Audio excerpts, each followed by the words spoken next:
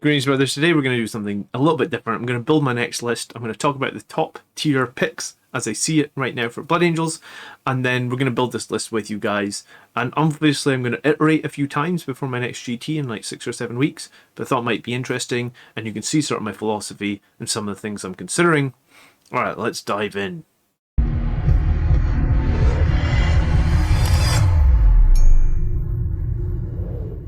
Okay, right before we get started, I am John, the Blood Angels Commander, and every week on this channel we do various Blood Angels videos, hobby, games, you name it, we make the content. If that's something you would be interested in seeing more of, please do consider subscribing. Right, so I put up two pictures. One on the left is my GT list that I believe went 4-1, and I finished 5th. Actually, maybe finished 6th. I should have done better in that GT, regardless. That was when it was double Volcons. The second list here is the RTT, which I finished 3rd in, which was my super heavy melee list. Sort of like a complete contrast to this list on the left, right? And this list included Terminators. This was just after Armor of Contempt had come out. And what I found in that list was I didn't like Lightning Claw Vanguard Vets with Storm Shields all that much anymore. And one squad of Eradicators and one Land Speeder as my only source of fire support definitely didn't feel like enough. So I really struggled into a couple of shooting armies on less dense boards, which was just what happened to be at the RTT. This list had what I felt like a good amount of shooting. You know, 2 Volcon Contemptors, that's 45 inches range. You had the Tech Marine in there spitting out like, you know, a bunch of mortals every turn. It also had a Redemptor, but I felt this list really put a lot of weight on that one squad of Sanguinary Guard. There was a squad of Terminators up here as well, but like it felt like that Sanguinary Guard, and it was an 8, which I think in hindsight is the wrong size for Sanguinary Guard, but it felt like there was a lot of pressure on that squad of Sanguinary Guard to do well. This did have my Jump Librarian with Null Zone, and Null Zone obviously is very good. It's hard to rate, you know, Mephiston against a Null Zone Librarian. The Null Zone Librarian is probably the safer pick, or the more versatile pick.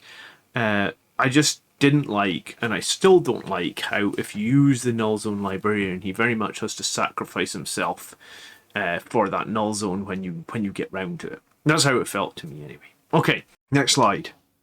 Oh, I don't know why he's in here. I think he just wants to be picked for a tournament. He's desperate after I took another super heavy tank. He's feeling jealous. We're not doing that. We'll move on.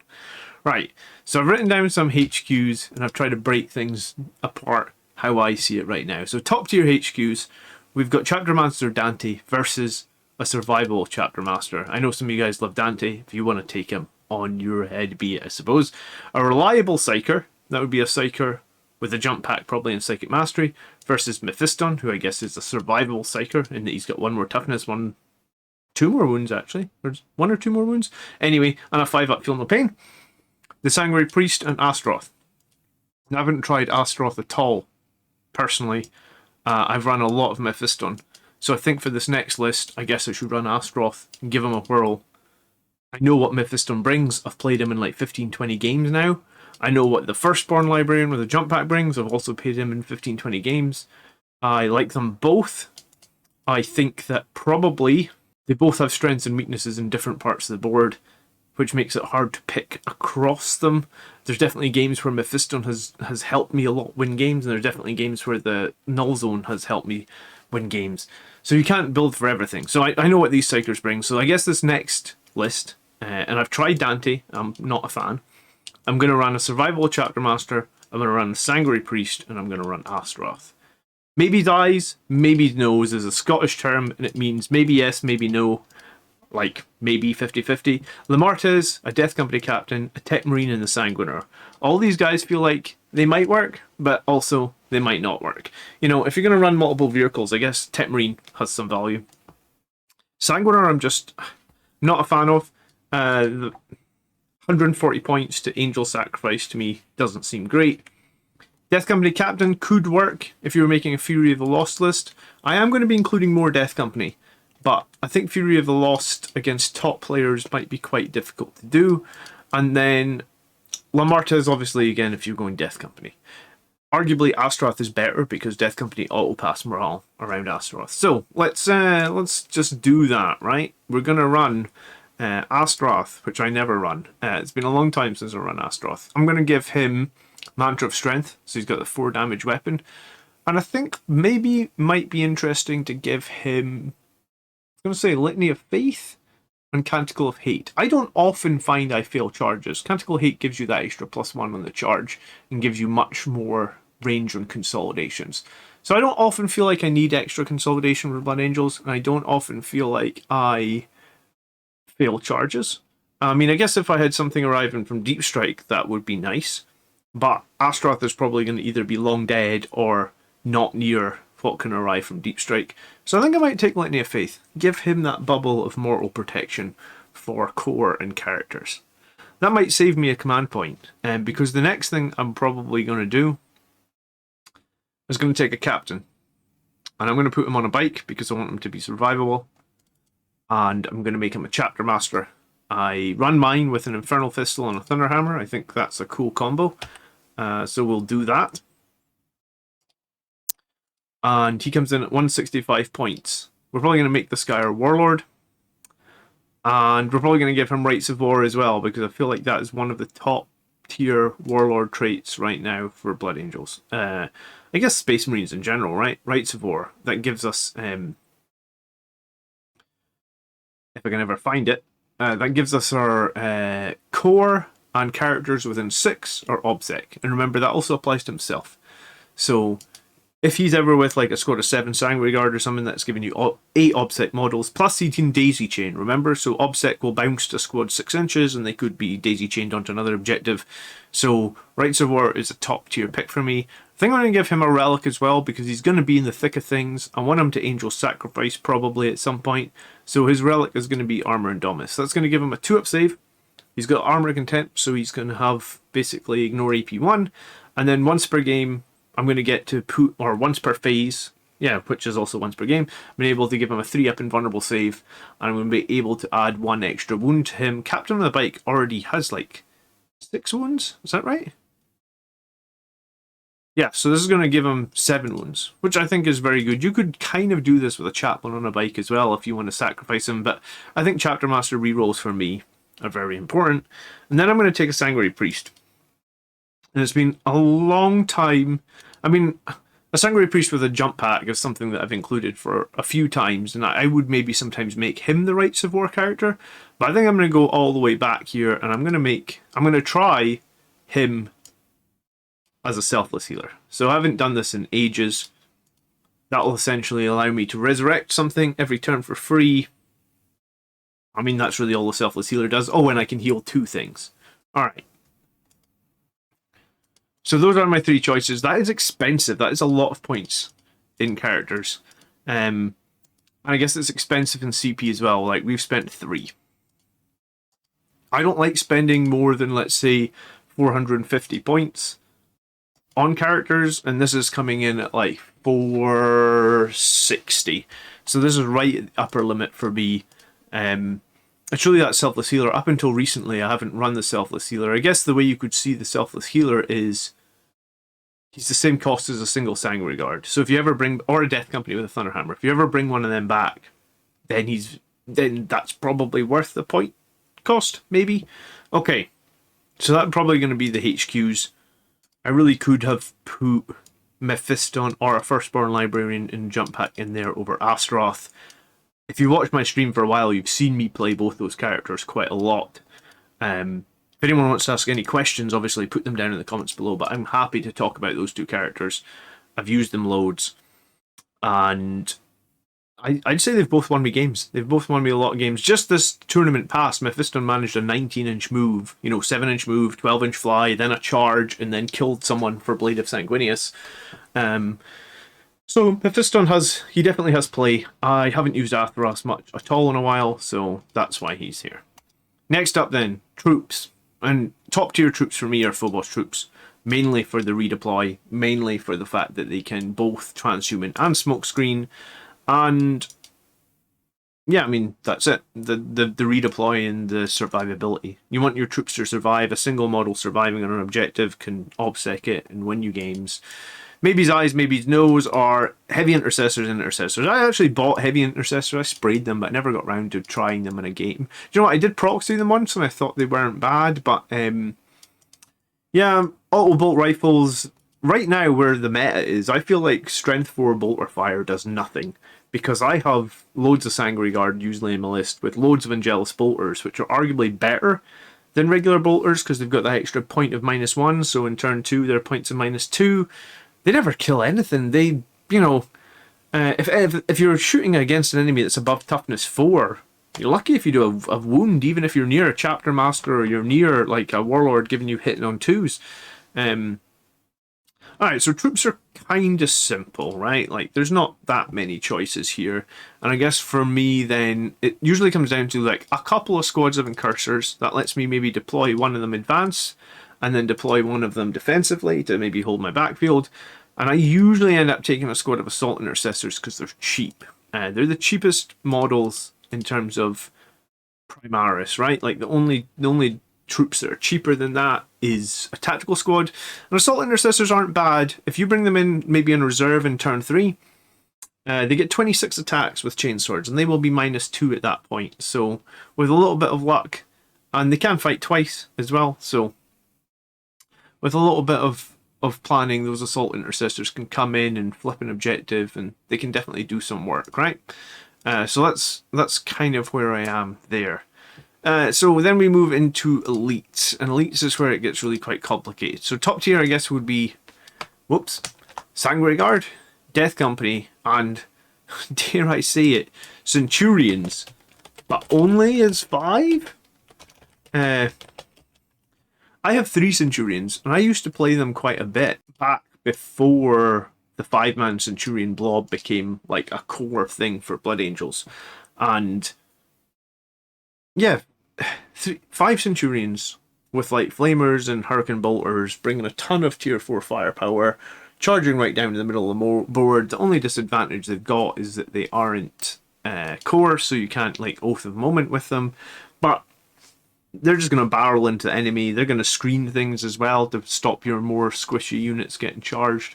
I guess Centurions are kind of up there. Should I run the squad of 3? Is a question. And maybe in one of these coming weeks, I'll run the squad of 3. But for now, let's start with what I know, right? Like, I tend to run 2 squads of Sangre Guard, so we're just going to add 2. And we'll just add 2 more models to each. Let's start with 6s. So they are the most basic Sangre Guard. I mean, for lack of any doubt, they'll all have the swords and bolt guns. Usually I like to put a couple axes into each squad. That way, if depending on who I'm playing against, right? You know, like axes are going to be better into orcs, for example, or custodes or something like that. So putting in a couple axes means that if some guys start dying, I'll lift off the ones that make the most sense to me at that point in the game. Then I'm going to add 2 Death Company. So I've recently been running the Death Company with jump packs, like just as cheap as you come, 105 points. And I kind of think that squad's actually pretty cool. It can do some work for 105 points. It's 30 chainsword attacks once you get to turn 3. They're more survivable than regular Marines because they feel no pain and they move a lot. I guess they can't do actions, which is a big downer. But yeah, I've been running this squad, so I'm going to leave it there for now. And I'm also going to add my Death Company squad with Thunderhammers, right? So like I take 4 hammers in my squad. This is my quote-unquote Forlorn Fury squad. And it's decent. I think it's decent. I mean, we could also maybe switch up because I know what this squad gives me, right, at the moment. So maybe I could do 3 hammers and what about like an infernal pistol on 2 of them? You know, like just to switch things up, I guess, right? So like 3 hammers, 2 infernal pistols would give me some way to maybe open up a transport if I see one. Let's maybe try that. That's I was going to say that's a little bit cheaper than I thought it was going to be. 145, I guess. Oh, you saved. Yeah, 145. Yeah, cheap. 3 hammers, 2 infernal pistols could be a cool Forlorn Fury squad. I was tempted to start running a squad with power swords and maybe some infernal pistols. So I've made some of those models. I've got, I think it's, I have to check on my desk. I've got 3 here that have a power sword and an infernal pistol. So like, for now, let's just put that second squad as infernal pistol, power sword, infernal pistol, power sword. Can't find infernal pistol. Infernal pistol, power sword, and infernal pistol, power sword. Right, so that gives me 1 with 3 infernal pistols, 3 power swords, and it gives me 1 with 2 infernal pistols, 3 thunderhammers. All right, so 2 reasonably costed Death Company. I'm up to 1405 points at the moment, right? So I'm going to have to come back to elites, and this is where the juggling act happens. Maybe eyes, maybe nose for elites or dreadnoughts, terminators, and I think there's some value in that 30-point unit of servitors. If you've got 1 elite slots left and you've got 30 points, servitors are pretty cool because they can hold an objective, right? And they're only 2 power level, so you usually can easily get them into reserve with something else. Something else could be like an attack bike, and a squad of assault intercessors. So that would give you 3 things in reserve for very cheap, for a very cheap amount of points. So yeah, let me consider that. I'm probably going to do that actually. Let's just throw the servitors in here. They're only 30 points. I've got about 565 points to play with at the moment. We're probably, like I said, we're probably going to reserve the servitors with our assault intercessors. All right. Voidsmen at Arms are possibly a better squad to do this with. They're 48 points. But I don't own any Voidsmen at Arms yet. Yet being the operative word. Maybe I could proxy them. We'll think about that. All right. Fast attack. Land speeders and attack bikes. We know they're both good. Maybe eyes, maybe nose. Inceptors with plasmas. Maybe they're okay. And the new Storm Speeder, right? So I just bought a Storm Speeder. So, and I also think that it would be very cool to reserve an attack bike with a multi-melta. I've had success with them before. You can bring them in 9 inches away from the enemy. That's half range of the multi-melta. So you get 2 shots, 2 wounds, and then there'd be +2 damage. So you could snipe a character. I've done it before. I think I did it on stream and rolled double 6 for the damage and did 16 damage to a Tau commander or something. It was glorious. Just instantly vaporized him, 16 damage for 60 points. So yeah, let's do that. That gives us a servitors, attack bikes, and assault intercessors in reserve. That's going to cost me 1 CP. So this list is basically going to be starting on 2. So starting on 2 means I can pay 1 for Forlorn Fury to get my pre-game move. Then I'm on to 1 CP. So then I would get 1 back as the game starts. So the 2 CP there would be useful for really if I want to counter-offensive early in the game. Because I think counter-offensive early in the game is possibly one of the most important things that you need to keep CP around for. Especially in a Blood Angels list, you expect to be fighting in multiple charges across the map or multiple combats across the map. So it's always important, I think, to have like a way to interrupt the enemies. You know, if they make multiple charges, you don't want to let them get that for free. You want to be able to interrupt. So I'm always trying to save 2 CP in the early game, right? Okay, I also just bought the Storm Speeder and I want to try it. And there's 2 variants that I think are interesting. There's the Hammer Strike. Is this going to load? Yeah, okay, so the Hammer Strike is got the missile launcher with heavy 8, that would be great. Heavy 2, strength 8, -3 damage. And it's got the Melta Destroyer, which is heavy 3. It's basically a 3-shot multi-melta. So this one is 145 points, but has a ballistic skill of 3+. Okay, and like obviously because it's a vehicle, it's not got core or anything like that. The one that we're seeing more play, and the one that I think people think is the stronger, is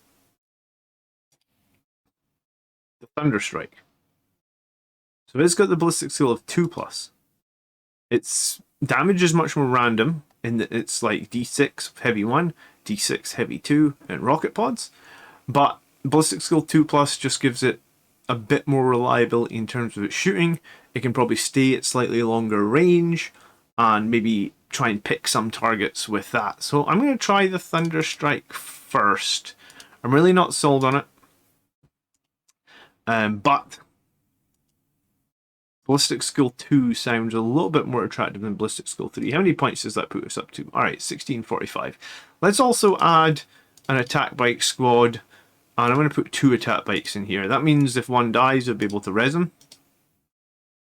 This is valid, right? I can have 3 fast attack, I believe.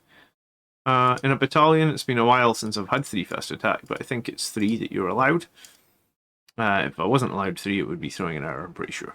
Alright, let's just save this as we move on. So, we've got 1 attack bike coming from reserve. We've got 2 attack bikes starting on the table, ideally near a priest. We get the Storm Speeder Thunderstrike starting on the table, maybe further back.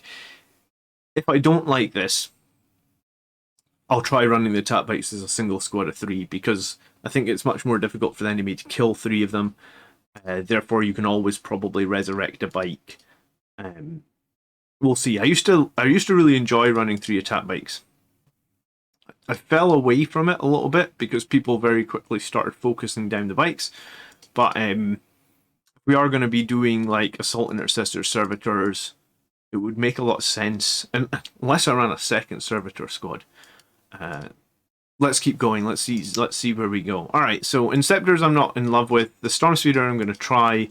A Land Speeder. I mean, I like a Land Speeder. They're unfortunately 3 power levels. They're just too much to reserve with that, with the idea of the Assault Intercessors and the Servitors. Out of curiosity, if I was going to run Voidsman at Arms, how many points are they? If you have 5 Voidsmen, they're 4 power level. Okay, so you could have the 5 Voidsmen plus the leader or whatever he's called, the Voidmaster.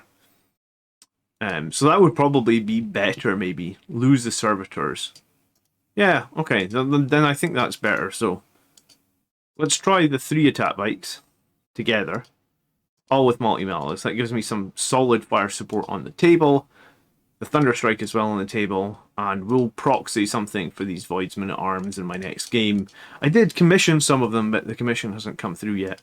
If it doesn't come through before the next tournament, then I'll borrow somebody's Voidsmen at Arms. I'm sure I can borrow 5 of them for a tournament game.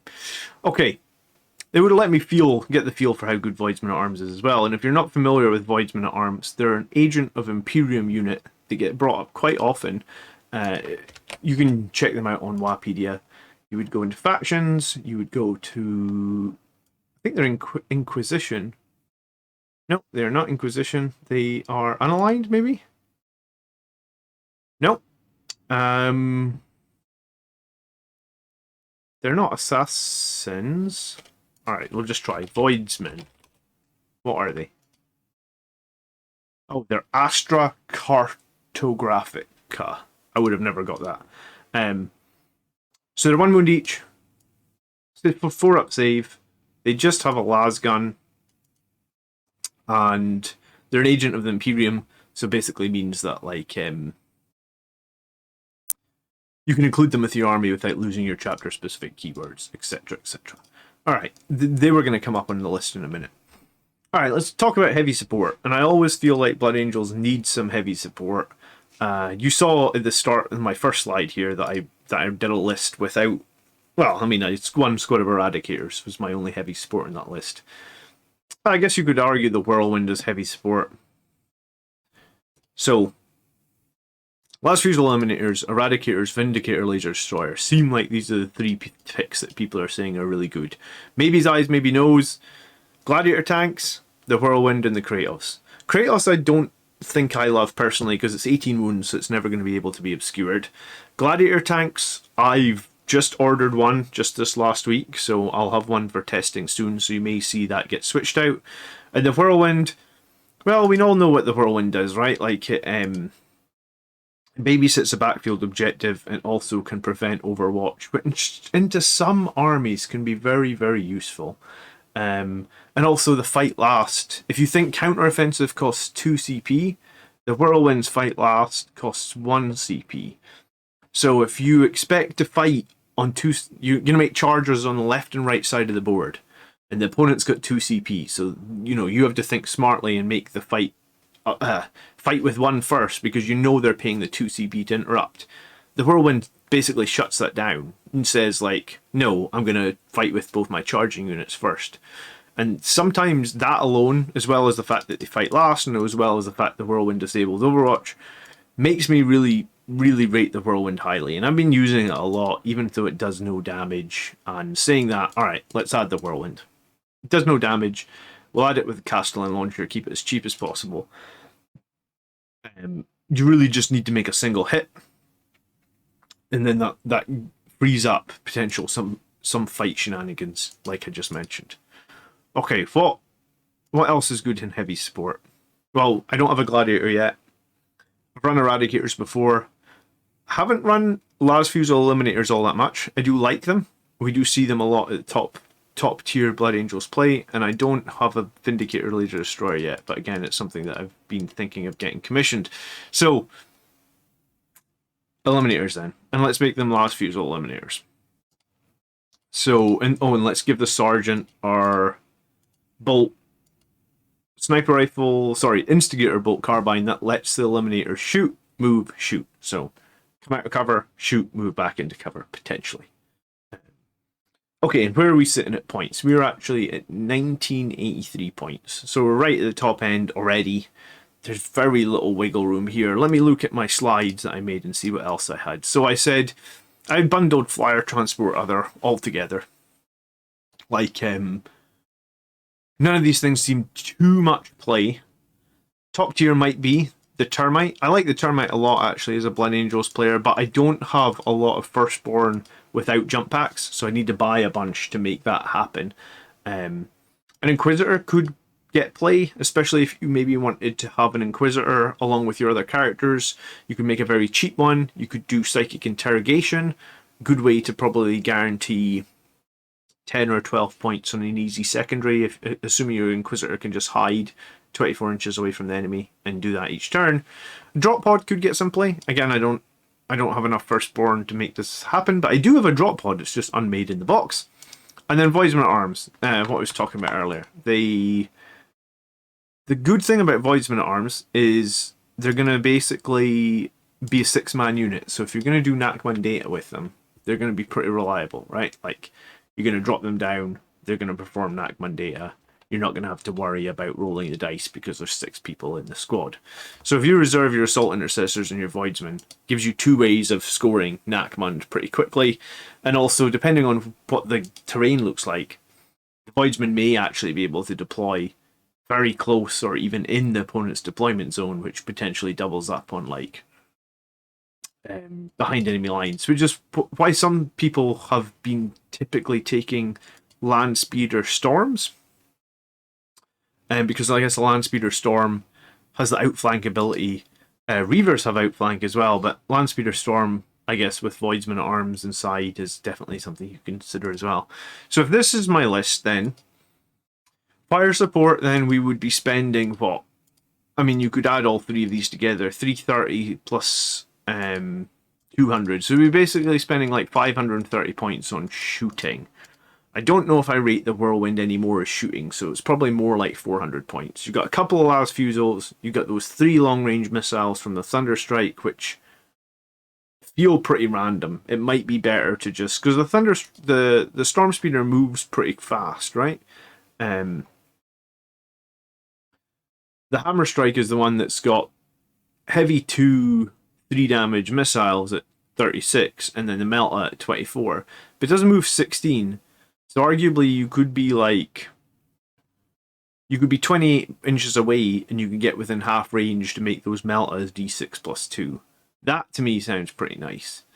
Obviously the 3-up ballistic skill kind of sucks compared to the 2-up. But I haven't tried either of the Land Speeders yet, or the Storm Speeders yet, so I'm going to try the other one. Flame me in the comments if you want. This one seems like... so it's basically I can move at 16 inches, I can get within 12 inches of an enemy target, I can unleash potentially 3 d6 plus 2 shots, This actually gives me quite a lot of multiplier, because remember that I've got 3 attack bikes all with multi-meltas too. So this gives me like 9 melta, 24-inch melta shots, which feels like quite a lot for a Blood Angels list. Combine that with a couple of last fusils in there as well, then, you know, I've got about 11 average 3.5 damage weapons. So that's quite high. Yeah, so that seems decent. We try Astrath, the Bike Captain with the Armor Indomitus and Rites of War. The Sanguinary Priest is a selfless hero, so we're reviving someone. We're at 1978 points. Both Death Company can Forlorn Fury here, if I want them to. And what, with the 22 points left that I have, I can't really buy anything for my captain in that, and I can't. There isn't a whole heap of upgrades that could be done, so the upgrades to me feel like it would need to be Sanguinary Guard Infernal Pistols. We could put maybe 2 in each squad, potentially. I like having 2 in the squad that's on the board, so let's just do that. Like, you know, these guys are on the board anyway, so they're likely to jump and be in Infernal Pistol range. So that leaves me 10 points. What I could do with the 10 points is I could put Power Sword or 2 into this Death Company, or I could put an Infernal Pistol into the other squad. Well, you know, I've been wanting to try this Death Company with Infernal Pistols and Power Swords, so why don't we do that? Why don't we do... we'll make it a full, like... we'll make it a full 5-man Death Company with... They've all got... if I can click the right boxes, they've all got Power Swords, right? So... 5 Power Swords, 3 Infernal Pistols. The other one is 3 Thunder Hammers, 2 Infernal Pistols. That gives me 2... They're both 145 points randomly. That gives me 2 Death Company that will be jumping forward in Assault Doctrine. So wherever I can deploy 2 of them in both Forlorn Furies should be pretty nasty. Because Power Swords with Assault Doctrine are going to be minus 4 EP. Say that, I have to check. I'm sure they're minus 4 EP. Yeah, they're going to be minus 4 EP. So I'm going to basically be able to hit them with 3 Infernal Pistols. I guess a couple of Bolt Pistols. Forget about the Bolt Pistols. And then try and smash them with 25 minus 4 Power Swords. If I give them Chapter Master rerolls, that could be very good. I also can... I also suppose... It's not listed on Astrath, but he does have Massive Doom, which is select a core unit within 6, roll a d6. On a 1, a model is destroyed. On a 2 to 5, each time a model makes a melee attack, it's +1. And on a 6, that model also has a 4-up invulnerable save. So we could always throw Massive Doom on one of those Death Company models at the beginning of the game and see how this would work. So this is very different for me to what I've normally been running. I mean, it could make changes across the board, right? Like, we could probably fit in a 3-man squad of Centurions. I also wanted to maybe even try, like, a 5-man squad of Aggressors, because 5 Aggressors, I think, would it be 200 points? A bit more expensive if you get the Bolters. 225 points for 5 Aggressors. But Aggressors are core, they can be transhumaned, and they could also go centerboard with a priest. A lot of bolter shots. I think each aggressor gets d6 plus 6 shots, because they've got 2 assault, 3 weapons. Yeah, so it's d6 plus 6. So you would essentially get 36 plus 5d6 bolters. So let's say you roll averages. You're getting about 50 bolter shots. Yes, they're no AP, but I mean, it is 50 shots. It's a hell of a lot more shots than like an auto bolter squad that some people swear by. Aggressors can advance as well, so if you give them -1 to hit for the advance, but you could give them Chapter Master rerolls, so it would make up for the advance rolls, so you could get them up the board a little bit quicker. Obviously, you can't give Centurions Chapter Master rerolls, but you can give Aggressors. So, to fit the Aggressors, though, I'd have to trim big time. I'd have to trim like all the attack bikes, or the Storm Speeder and one of the attack bikes, and make the Death Company that much cheaper, or and maybe trim the Voidsman at arms as well. I don't know. I suppose the last thing to say is, like, what would this list, like, can this list score things? Well, I mean, it can score Nachman data if we're going to pay 1 CP to put the Assault and Voidsman in. It can also score banners on a 6th objective map. It can score behind enemy lines with the first turn 1 Forlorn Fury Death Company. It can probably also score behind enemy lines due to the high maneuverability of the tap bikes, the forward deployment of the incursors, the eliminators. Could probably, I was going to say, can it score Oath of Moment? Maybe not so much. And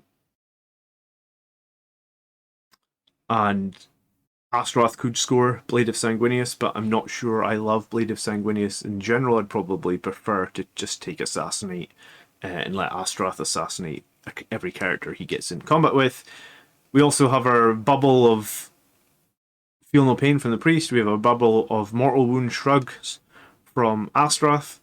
Our Chapter Master has our bubble of OBSEC. So basically we've got 3 OBSEC units plus Rites of War. And there is lots of variance on this list.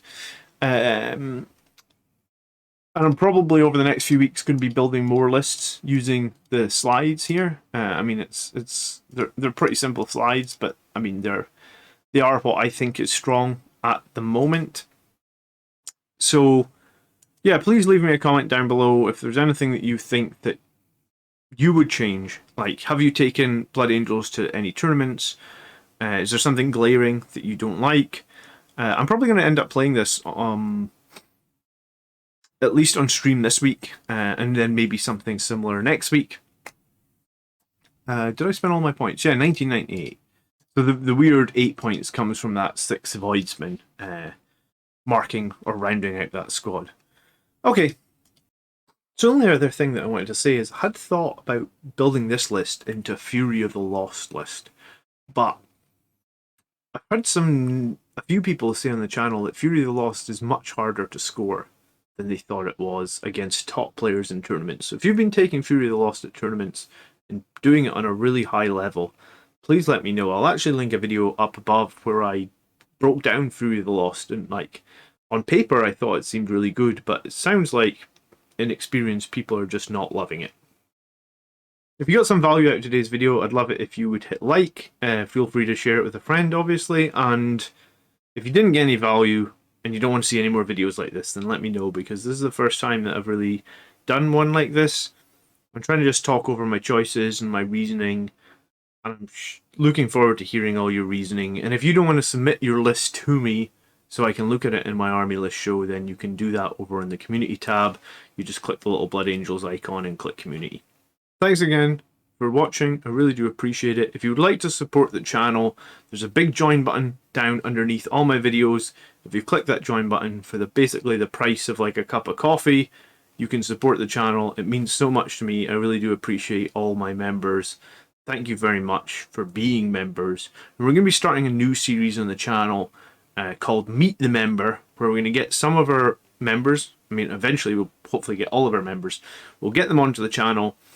You guys will be able to put faces to names, so when we're hanging out in like our live streams or our chat, you'll kind of know who everybody is, I guess, and we'll build the community that way even more so. So that's coming very soon. Big shout out to a few people that have kind of bent my arm into doing this, but I think it's a great idea. So enjoy your weekend. Thanks again for watching. I'll catch you in the next video, brothers. By the blood are we made strong. Peace.